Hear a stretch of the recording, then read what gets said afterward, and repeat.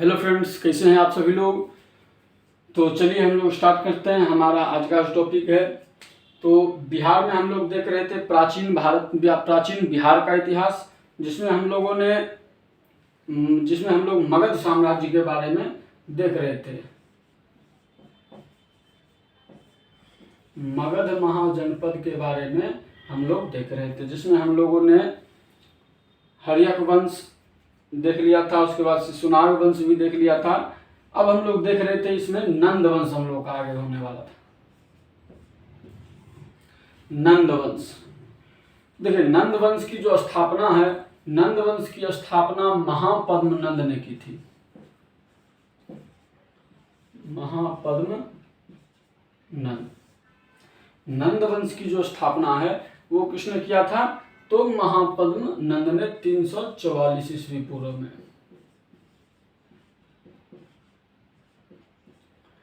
344 ईस्वी पूर्व में महापद्म नंद ने नंद वंश की स्थापना किया था। इसने जो है इसके संबंधित, नंद वंश से संबंधित कोई विशेष जानकारी, ज्यादा जानकारी नहीं प्राप्त होती है, इसलिए इससे एग्जाम में भी क्वेश्चंस बहुत कम ही पूछते हैं। तो बस जितना पूछता है एग्जाम में क्वेश्चन, उतना ही हम लोग इसके बारे में देखते हैं। ठीक है, देखिए महापद्म नंद को उस समय जो है, महापद्म नंद की जो उपाधि थी, इसको बहुत सारे नामों से बुलाया जाता था, जैसे उग्रसेन अर्थात बहुत बड़ी संख्या सेना का स्वामी। उसके बाद है सर्वछत्रांतक,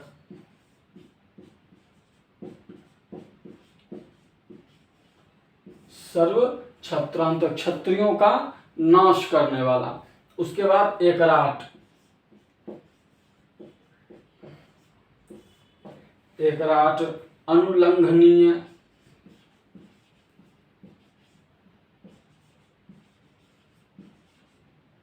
ये सब क्या थे? इसकी उपाधि थे। अनेक अलग अलग किताबों में, अलग अलग इतिहास की किताबों में अलग अलग जो है उपाधि उसको दी गई है। जैसे कहीं उग्रसेन उसके बारे में मिलता है, कहीं सर्वछत्रांतक, कहीं एकराट, कहीं अनुल्लंघनीय, ये सब इसके क्या थे? तो उपाधि थे। इन नामों से उसे बुलाया जाता था, ये उनकी उपाधि थी। उसके बाद एक जो है खारवेल के हाथी गुम्फा अभिलेख,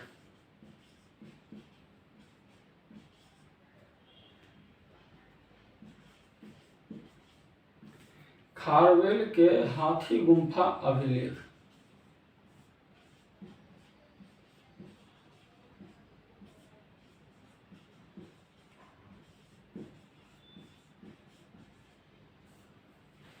खारवेल एक शासक था। कहाँ का? कलिंग का ये एक शासक था खारवेल।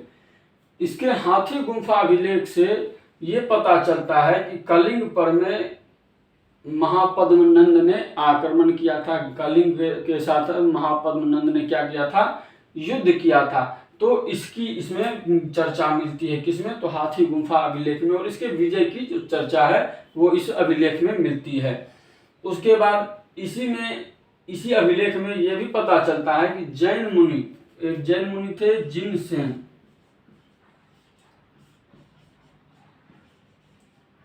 जैन मुनि जिनसेन,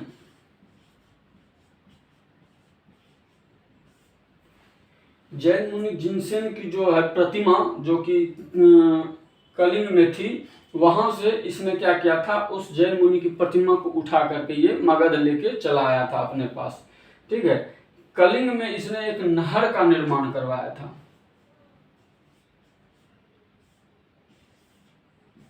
कलिंग में इसने एक नहर का निर्माण कराया था, जो कि सबसे प्राचीन साक्ष्य हैं।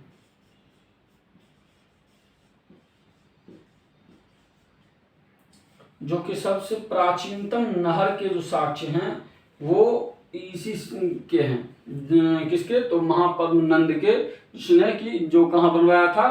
तो कलिंग में इसने ये नहर का निर्माण करवाया था। महापद्म नंद ने अपने एक मंत्री की सहायता से, उसका एक मंत्री था, मंत्री का उसका नाम था क्या? तो उसका मंत्री का नाम था कल्पक।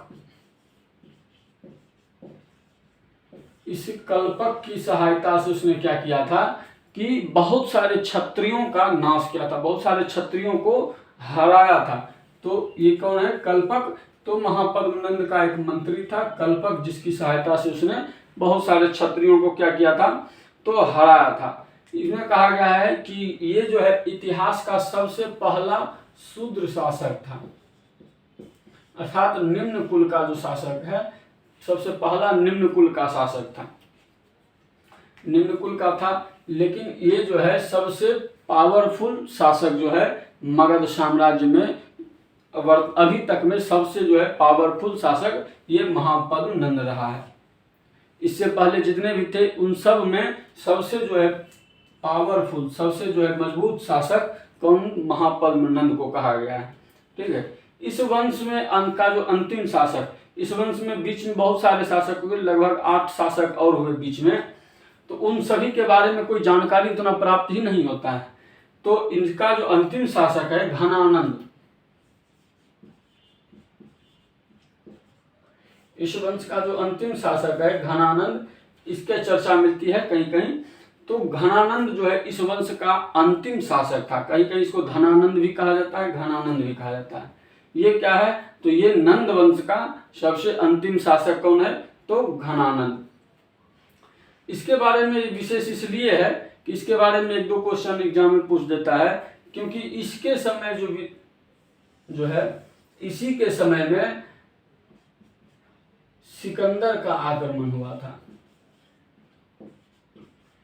सिकंदर का जो आक्रमण हुआ था वो इसी के समय में, घनानंद के समय में ही हुआ था। कब? तो 326 ईस्वी पूर्व में। 326 ईस्वी पूर्व में सिकंदर का जो आक्रमण हुआ था वो घनानंद के शासन काल में हुआ था। सिकंदर का जो आक्रमण था इसके बारे में विशेष रूप से मैंने वीडियो, पिछले जो वीडियो है हमारा हिस्ट्री का जो वीडियो है, उसमें मैंने सिकंदर के बारे में, घनानंद और नंद वंश के बारे में विशेष रूप से उसमें बताया है। तो आपको सिकंदर के, घनानंद के जो भी है, मौर्य वंश के, ये नंद वंश के बारे में, घनानंद के बारे में, सिकंदर के बारे में, इससे जो पिछला वीडियो है हमारा हिस्ट्री का, जो हिस्ट्री का जिसमें फुल हिस्ट्री चल रहा है, पूरा हिस्ट्री, उसमें आपको इसके बारे में मिल जाएगा। हमारे प्लेलिस्ट में जाइएगा, हिस्ट्री सर्च प्लेलिस्ट में हिस्ट्री सर्च कीजिएगा तो उसमें वीडियो में मिल जाएगा आपको इस सभी के बारे में पूरा डिटेल से। तो यहाँ हम लोग सिर्फ बिहार से रिलेटेड पढ़ रहे हैं तो बस उतना ही इसको रिलेट करके पढ़ेंगे ताकि ज़्यादा इसमें दिक्कत ना हो। ठीक है। सिकंदर का आक्रमण 326 ईस्वी पूर्व में हुआ था। वो किसके काल में हुआ था? तो घनानंद के काल में हुआ था। यूनानी लेखक ने घनानंद को क्या कहा है? यूनानी लेखक ने घनानंद को अग्रमीज कहा है।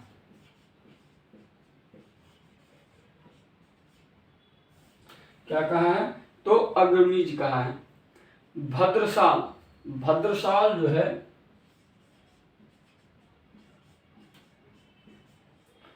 ये घनानंद का जो है सबसे क्या कहते हैं, सेनापति था। भद्रशाल कौन है? तो भद्रशाल घनानंद का सेनापति था। घनानंद का ही चाणक्य के साथ, चाणक्य और घनानंद के बीच में क्या हो गया था? तो विवाद हो गया था, जिसके कारण चाणक्य ने कहा था कि मैं तुम्हारे साम्राज्य का नाश कर दूंगा और मैं एक नया साम्राज्य की स्थापना यहाँ करूंगा। तब उसी क्रम में क्या हुआ था कि बाद में चाणक्य ने चंद्रगुप्त मौर्य की सहायता से घनानंद को मार करके वहां पर मैं क्या किया? तो मौर्य वंश की स्थापना किया था। ठीक है। किसको हरा करके? तो घनानंद को मार करके मौर्य वंश की स्थापना किसने किया था? तो चाणक्य ने चंद्रगुप्त मौर्य की सहायता से।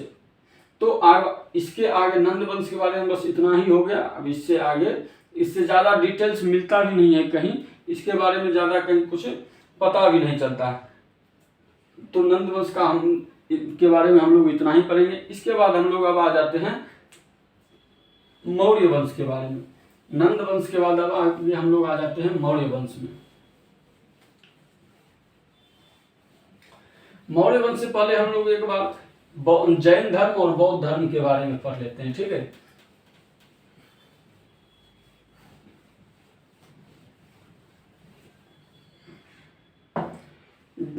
मौर्य वंश से पहले अब एक बार हम लोग इसमें जो है जैन धर्म और बौद्ध धर्म से संबंधित कुछ जो बातें हैं इसके बारे में हम लोग पढ़ लेते हैं, ताकि जैन धर्म और बौद्ध धर्म हमारा कवर हो जाए। ठीक है, सबसे पहले हम लोग देख लेते हैं जैन धर्म।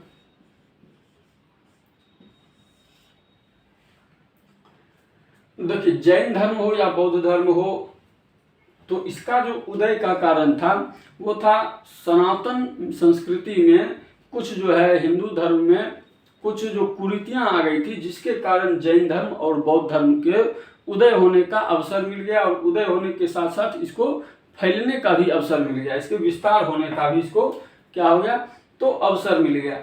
ये वही काल था, महाजनपद के काल के समय में ही जैन धर्म और बौद्ध धर्म का विकास होना शुरू हो गया, उदय हुआ और विकास होना शुरू हुआ। उस समय में क्या हुआ कि हिंदू धर्म में बहुत सारी कुरीतियां प्रवेश कर गई, कर्मकांड, अधिक कर्मकांडवाद, बलि, इन सभी की जो प्रथा है, इस सभी के कारण क्या हुआ, जैन धर्म और बौद्ध धर्म का उदय होना प्रारंभ हुआ, और उदय हुआ और उसी समय में इसको फलने फूलने का मौका भी मिल गया। तो देख लेते हैं जैन धर्म से संबंधित। तो देखिए, जैन धर्म में कुल 24 तीर्थंकर हुए हैं अभी तक में।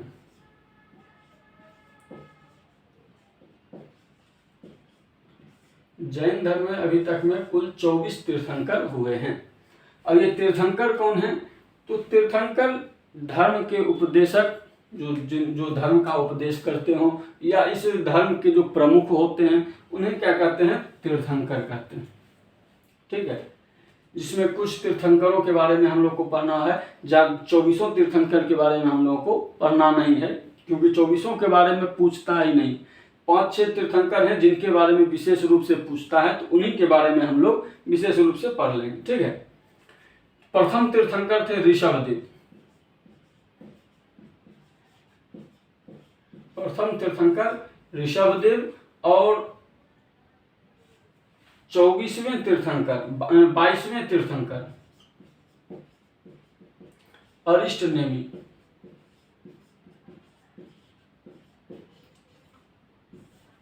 प्रथम तीर्थंकर ऋषभदेव और 22वें अरिष्टनेमि। इन दोनों की जो चर्चा है, इन दोनों के विषय में चर्चा जो है आपको ऋग्वेद में भी मिलती है। इन दोनों की चर्चा हमें कहाँ देखने को मिलती है, तो ऋग्वेद में भी देखने को मिलती है। अरिष्टनेमि, 22वें तीर्थंकर जो अरिष्टनेमि हैं, इनको भगवान कृष्ण से भी जोड़ करके देखा जाता है। कहीं कहीं इनको भगवान कृष्ण से भी जोड़ा जाता है।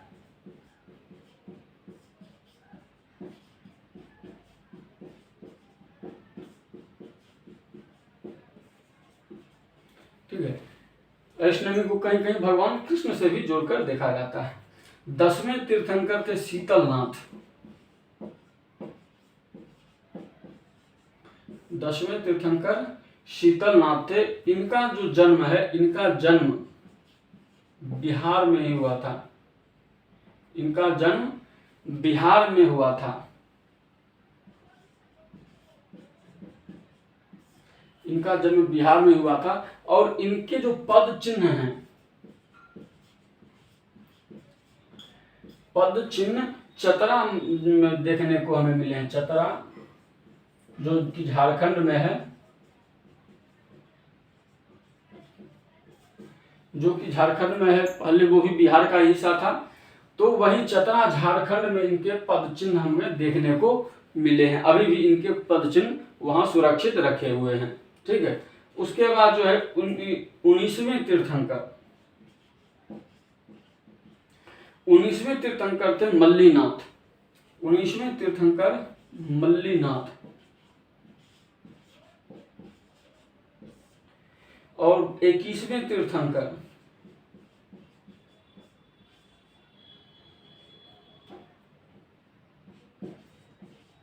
21वें जो तीर्थंकर थे नेमिनाथ। इनका जो जन्म है, इनका जन्म मिथिला क्षेत्र में हुआ था। इनका जन्म कहाँ हुआ था, तो इनका जन्म मिथिला क्षेत्र में हुआ था। वर्तमान का जो मिथिला क्षेत्र है, वहां क्या हुआ था, 19वें तीर्थंकर मल्लीनाथ और 21वें तीर्थंकर नेमिनाथ का जन्म कहाँ हुआ था? तो मिथिला में हुआ था। 20वें तीर्थंकर सुब्रतनाथ,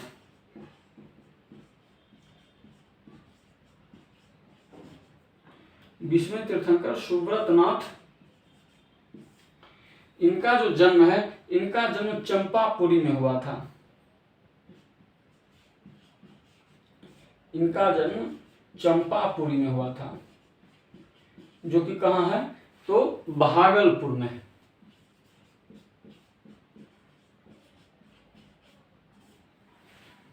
20वें सुब्रतनाथ का जन्म कहाँ हुआ था? तो चंपापुरी में है, जो कि भागलपुर में हुआ था।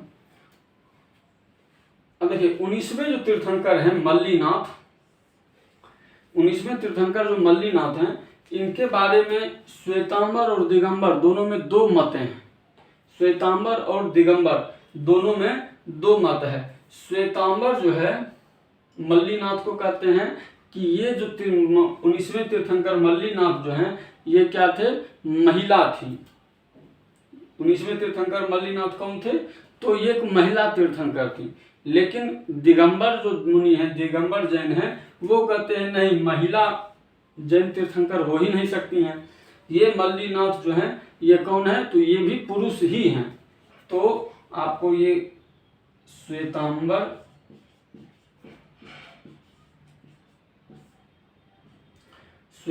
मल्लीनाथ को महिला तीर्थंकर मानते हैं।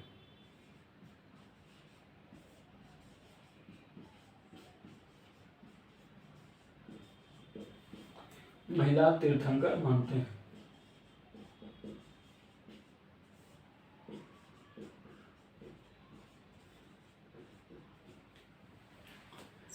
देखिए ये आपको बीपीएससी में एक बार पूछा हुआ भी है मल्लीनाथ के बारे में कि श्वेतांबर मल्लीनाथ जैन तीर्थंकर मल्लीनाथ, जिनको श्वेतांबर महिला तीर्थंकर मानते हैं, वो कैवें नंबर के तीर्थंकर हैं? वो कैवें नंबर के, कितने नंबर के तीर्थंकर हैं? तो 19वें नंबर के ये तीर्थंकर थे मल्लीनाथ। ये आपको एक बार क्वेश्चन बीपीएससी में आया हुआ भी है।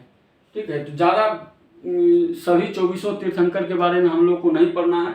24 के से पूछता भी नहीं है, बस कुछ ही है जिनके बारे में पूछता है। तो ऋषभदेव, अरिष्टनेमि, शीतलनाथ, मल्लीनाथ, सुब्रतनाथ, इन सभी के बारे में आपको पूछता है। तो इन सभी के बारे में हम लोगों ने एक बार देख लिया है।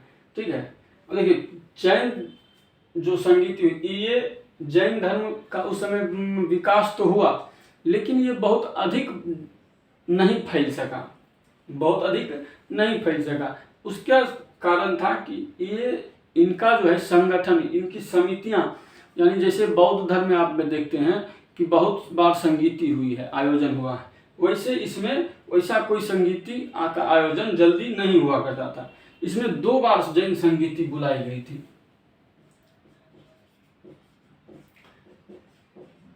प्रथम जैन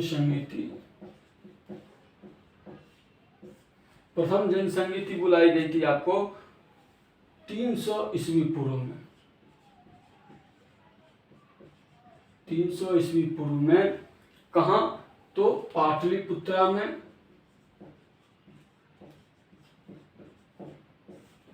पाटलिपुत्रा में किसके द्वारा? तो चंद्रगुप्त मौर्य के शासन में।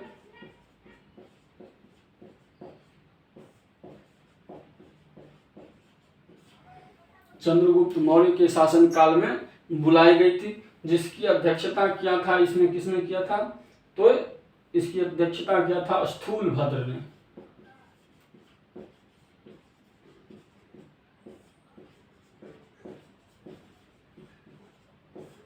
इसकी अध्यक्षता किसने की थी?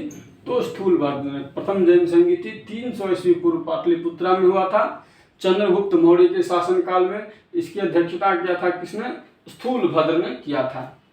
इसी में 12 अंगों का निर्माण हुआ था। जैन धर्म के जो 12 अंग हैं, वह 12 अंगों को इसी समय में संकलित किया गया था, 12 अंगों को। ठीक है, उसके बाद दूसरा जो जैन संगीति हुई थी, दूसरी जैन संगीति इसके बाद एक ही बार सीधे 500 ईस्वी में हुआ था। कब हुआ था? 500 ईस्वी में। ये 300 ईस्वी पूर्व और वो 500 ईस्वी में, यानी 500 और 300 800 वर्ष के बाद इसमें दूसरी संगीति बुलाई गई थी जैन धर्म की। दूसरी संगीति कब बुलाई गई थी?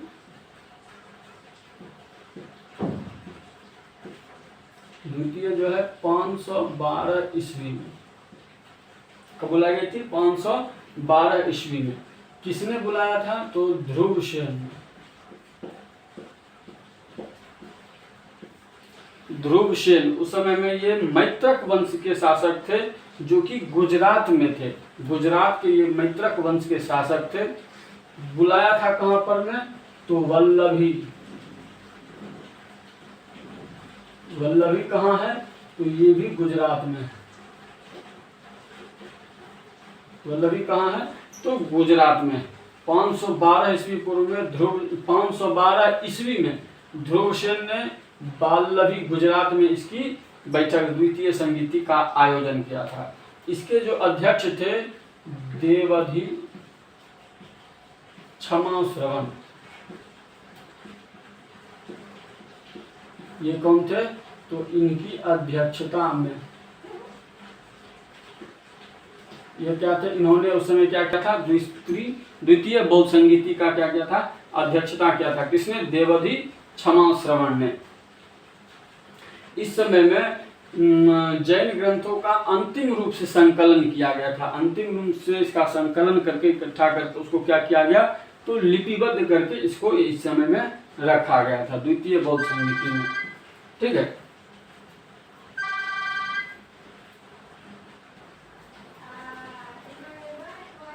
ठीक है, तो आज हम लोग इसको इतना ही रहने देते हैं जैन के बारे में।